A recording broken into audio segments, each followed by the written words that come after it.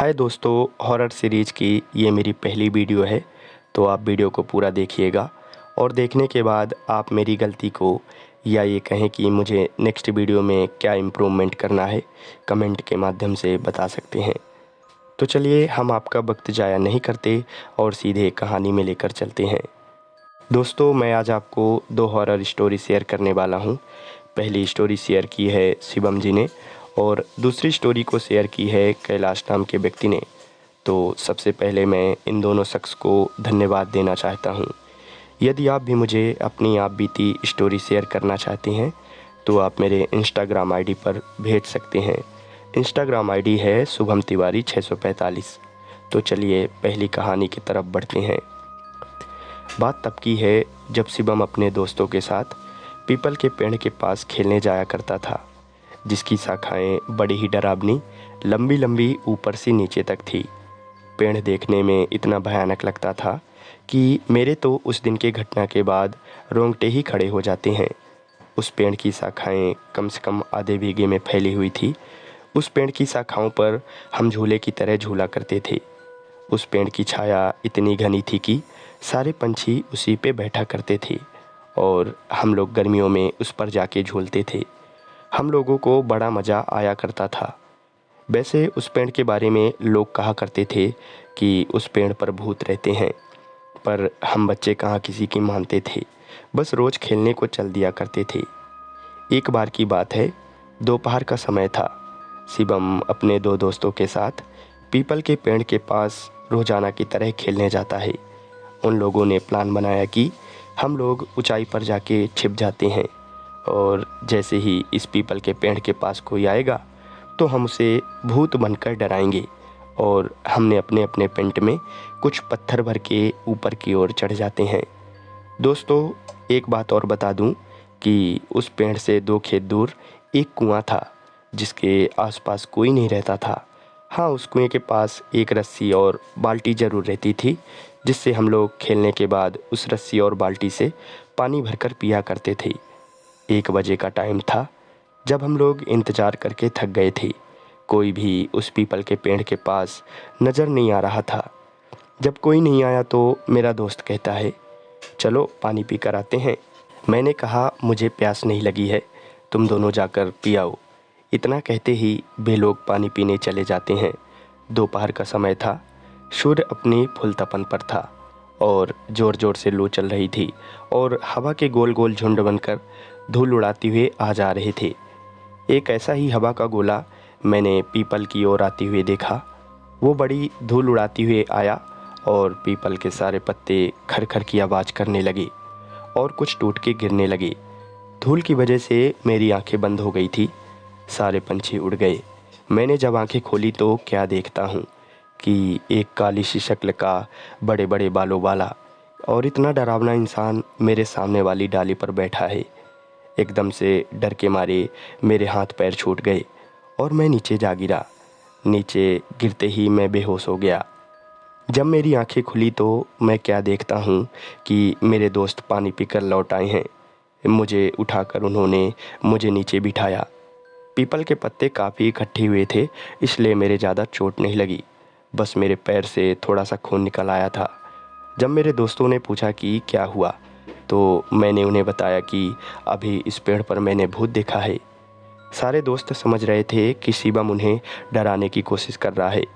फिर शिवम के दोस्त कहते हैं, देख भाई, तुझे प्यास लगी थी इसलिए तू ऊपर से गिर गया है, जा तू पानी पी कर आ, अब हम स्वयं यहाँ बैठेंगे।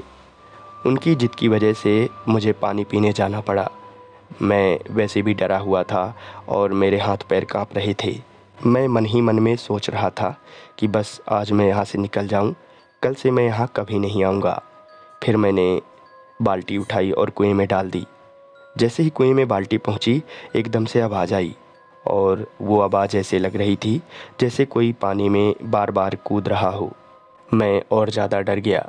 जबकि रस्सी मैंने आराम से पकड़ रखी थी, तो फिर यह आवाज़ कैसी थी? मैंने कुएं में झांक कर देखा तो कुएं के पानी में मुझे वही चेहरा नज़र आ रहा था। एकदम से मैं पीछे हटा। फिर मुझसे कोई पीछे ऐसे टकराया कि मेरे तो होश उड़ गए और डर के मारे मेरे हाथ से रस्सी कुएं में जा गिरी। मैंने जैसे ही मुड़कर पीछे देखा तो वही भयानक शक्ल वाला आदमी खड़ा हुआ था। फिर जैसे ही मैंने उसको देखा, मेरी तो आवाज़ बंद हो गई। उसके बड़े बड़े दांतों में खून लगा हुआ था, जिससे मैं और भी ज़्यादा डर गया था। उसकी खाल जली हुई थी, जैसे कि कोई जला हुआ इंसान, इतना डरावना लग रहा था।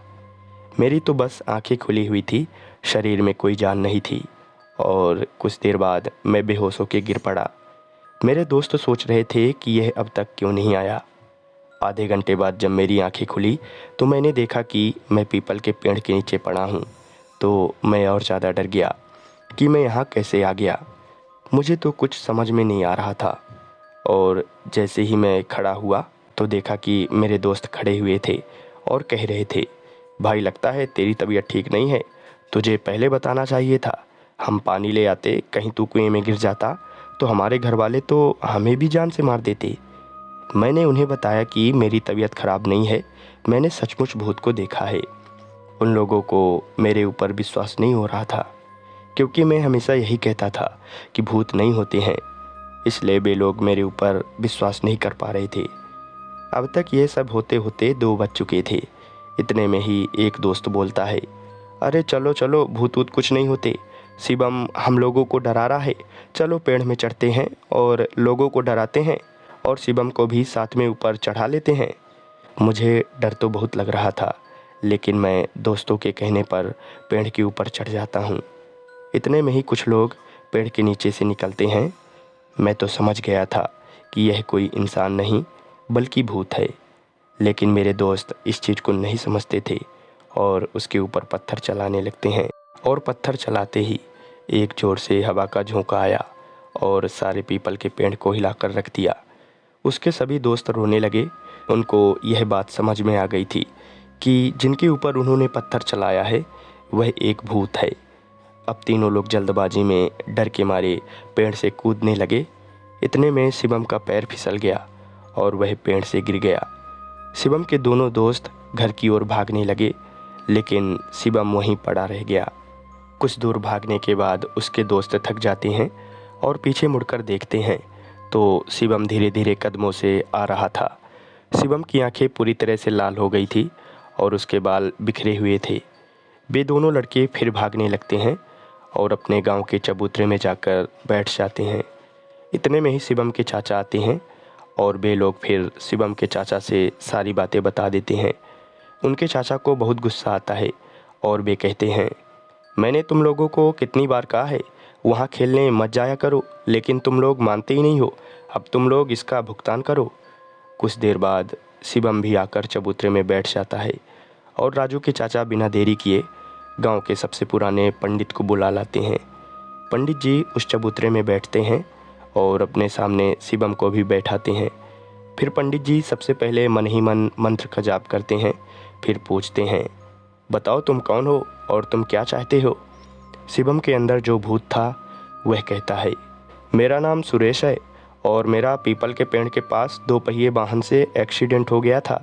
जब मेरा एक्सीडेंट हुआ था तब मेरी उम्र मात्र 20 साल की थी और मेरी आत्मा तब से लेकर आज तक इसी पेड़ के नीचे भटकती रहती है और जो मुझे परेशान करता है मैं उसको परेशान करता हूँ।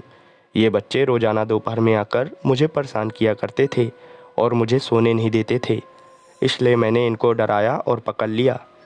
फिर पंडित जी बोलते हैं, तो अब तेरी क्या इच्छा है, इस बच्चे को छोड़ेगा कि नहीं। सुरेश कहता है, इस बच्चे को एक शर्त में छोड़ने के लिए तैयार हूँ। आप सभी लोगों को उस पीपल के पेड़ के नीचे भगवान के प्रति कोई भी कार्य करना पड़ेगा। इससे मुझे भी शांति मिलेगी और मैं हमेशा हमेशा के लिए यहाँ से दूर चला जाऊँगा। फिर पंडित जी बोलते हैं, ठीक है, तू अभी इस बच्चे को छोड़, हम सभी मिलकर उस पेड़ के नीचे भगवान के नाम पर कीर्तन जरूर करवाएंगे। इस प्रकार सुरेश राजू के शरीर को छोड़कर चला जाता है और सभी बच्चे कीर्तन के पश्चात पुनः उस पीपल के पेड़ के नीचे खेलने लगते हैं और पंडित जी द्वारा दी गई भभूति को भी गले में माला के रूप में पहन लेते हैं। तो दोस्तों, यह कहानी थी शिवम जी की, जिन्होंने अपनी रियल इंसिडेंट के बारे में बताया है। अब दूसरी कहानी है कैलाश जी की, तो चलिए अब उनकी कहानी की तरफ बढ़ते हैं। कैलाश जी रांची झारखंड के रहने वाले हैं और वे इंडियन रेलवे में लोको पायलट के रूप में पदस्थ हैं। कैलाश जी बताते हैं कि बात तब की है जब मैं इंडियन रेलवे में नया नया था और मुझे मालगाड़ी लेकर भागलपुर जाना था। ठंडी का मौसम था जिसकी वजह से काफ़ी मात्रा में कोहरा छाया हुआ था। मैं उस टाइम असिस्टेंट लोको पायलट था। खैर मैं ऑटो करके रेलवे स्टेशन पहुंच जाता हूं। फिर मैं बिना देरी किए ट्रेन के इंजन में चढ़ जाता हूं। कुछ देर बाद मेरे सीनियर सर आ जाते हैं जो कि ट्रेन के लोको पायलट थे। हमारी मालगाड़ी रेलवे स्टेशन के बीचों बीच खड़ी हुई थी और हम ग्रीन सिग्नल होने का वेट कर रहे थे। खैर कुछ देर बाद ग्रीन सिग्नल हो जाता है और मैं एक लंबा सा हॉर्न मारकर वहाँ से चल देता हूँ। अभी रात के करीब 9 बजे हुए थे और ठंडी का मौसम भी था जिसकी वजह से हमें ठंड भी लग रही थी। खैर अब हमारी मालगाड़ी स्टेशन से काफ़ी आगे निकल चुकी थी कि तभी एक बार फिर सिग्नल रेड हो जाता है और हमें ट्रेन रोकनी पड़ती है। और जब मैं बाहर मुड़कर देखता हूँ तो चारों तरफ कोहरा छाया हुआ था। हमें यह पता ही नहीं चल रहा था कि हमारी ट्रेन किस जगह पर रुकी है। तभी मेरे सीनियर सर कहते हैं, और बता कैलाश कैसे चल रही है लाइफ। फिर मैं कहता हूँ, अरे क्या बताऊँ सर, छुट्टी ही नहीं मिल रही है। बहुत दिनों से घर नहीं गया, घर वालों की बहुत याद आ रही है। वैसे आपका क्या हाल है। फिर सर बोलते हैं, अरे मेरा भी बस ऐसे ही है, शायद अब मेरा प्रमोशन हो जाए, अब मैं पैसेंजर गाड़ी चलाऊँगा। फिर मैं कहता हूँ, अरे सर आपके तो जलवे हैं, मुझे तो अभी बहुत दिनों तक इस मालगाड़ी में ही घिसना है। खैर ये सब बातें चल रही थी और फिर कुछ देर बाद सिग्नल हरा हो जाता है और फिर हॉर्न देकर मालगाड़ी को आगे बढ़ाते हैं। और जैसे ही इंजन सिग्नल क्रॉस करता है कि तभी अचानक पटरी पर कोई पड़ा होता है। अभी मेरी मालगाड़ी की स्पीड स्लो थी जिसकी वजह से मैं मालगाड़ी को रोक देता हूँ और लगातार हॉर्न बजाने लगता हूँ, लेकिन वह व्यक्ति उठने का नाम ही नहीं ले रहा था। तभी मुझे कुछ ऐसी आवाज़ सुनाई देती है, चाय चाय चाय वाला चाय वाला। यह सुनते ही मैं घबरा जाता हूँ कि भला ये चाय वाला इस सुनसान जगह में मालगाड़ी के पास कैसे आ सकता है। इतने में ही पीछे से गार्ड का फ़ोन आता है और वह कहता है, क्या दिक्कत आ गई, ट्रेन का सिग्नल तो हरा है, फिर गाड़ी क्यों रोक दी। फिर मैं गार्ड से पूरी बातें बताता हूँ और फ़ोन रख देता हूँ। फिर मेरे सीनियर मुझसे कहते हैं, अरे कैलाश नीचे उतर कर देखो तो सही, पटरी पर कौन लेटा है। फिर मैं उनके कहने पर नीचे उतरकर देखने चल देता हूँ और जब मैं उसके पास जाता हूँ तो उसकी गर्दन अलग पड़ी हुई थी। इतना देखते ही मैं समझ जाता हूँ कि यह कोई मृत लाश है और पीछे मुड़कर वापस इंजन की तरफ आने लगता हूँ। और जैसे ही कुछ दूर आगे बढ़ता हूँ तो वह मेरे कंधे पर हाथ रखता है जिससे मैं पूरी तरह से घबरा जाता हूँ और फिर भागने लगता हूँ। और जैसे ही मैं भागता हूँ तो मेरा पैर पत्थर से टकरा जाता है और मैं गिर जाता हूँ। इतने में ही वह मृत आत्मा मेरे पास आ जाती है। उसकी गर्दन उसके शरीर से अलग थी और वह बहुत भयानक लग रहा था। फिर वह अपने बड़े बड़े नहों को निकालता है और मेरे ऊपर जैसे ही हमला करने की कोशिश करता है। इतने में ही मेरे सीनियर मुझे धक्का देते हैं और बोलते हैं, अरे कैलाश कहाँ खो गए और तुम्हारे शरीर से इतना पसीना क्यों छूट रहा है। फिर मैं बिना बोले सामने की ओर इशारा करता हूँ तो वह बोलते हैं, अरे वहाँ क्या दिखा रहे हो और तुम्हें हो क्या गया है। फिर मैं पूरी बात अपने सीनियर से बताता हूँ तो वह शौक में आ जाते हैं। दरअसल जब सिग्नल रेड हुआ था तो मुझे थोड़ी समय के लिए झपकी सी आ गई थी और जो भी मेरे साथ हुआ वह एक सपना मात्र था। खैर अब सिग्नल हरा होता है और अब हम लोग बिना रुकावट के बढ़ने लगते हैं, लेकिन मुझे वह सपना भूल ही नहीं रहा था। जब मैंने घड़ी में टाइम देखा तो रात के 2 बजे हुए थे। ऐसा वाक़या मेरे साथ पहली बार हुआ था और सुबह होते होते मैं अच्छा हो जाता हूँ। खैर इस घटना के बाद मैं थोड़ा सतर्क हो जाता हूँ और गले में हनुमान जी के लॉकेट पहन लेता हूँ, जिसके बाद मुझे कभी भी सफ़र में कोई दिक्कत नहीं हुई और मैं आज पैसेंजर गाड़ी का लोको पायलट हो गया हूँ। तो दोस्तों ये कहानी थी कैलाश जी की। आज मैंने आपको 2 हॉरर स्टोरी सुनाई। आपको ये हॉरर स्टोरी कैसे लगी कमेंट करके बताएं। तो आज के लिए बस इतना ही, मिलते हैं किसी दूसरी हॉरर स्टोरी के साथ। तब तक आप अपना ध्यान रखिए और मस्त रहिए।